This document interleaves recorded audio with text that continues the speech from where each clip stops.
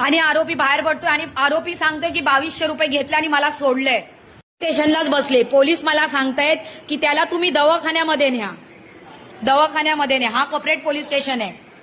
Police बोलतात मला दवाखान्यात न्या त्याला. म्हणजे ज्यानी आरोपीनी मारलंय तो गेलाय बाहेर. यांनी मला दिले एनसी कॉपी दिले कायद्यानुसार. चप्पलकर साहेब हा रात्रीचं मला सांगतात आम्ही घेतो, बरोबर घेतो. त्याचं आरोपीचं काय घेतलं? आरोपी बाहेर मस्त फिरतोय. हाफ मर्डर केलेली आहे माझ्या नवऱ्याची त्यांनी. आणि पोलीस मला सांगतायत चप्पलकर साहेब आले तेव्हा करा.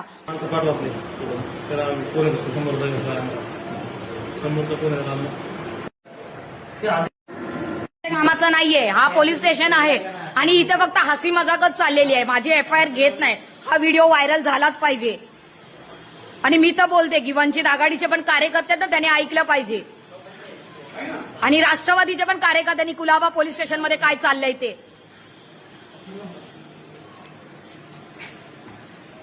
त्याला रात्रभर मारलेलं आहे आणि पेशंट घरी झोपलाय आणि माझी तक्रार घेत नाही.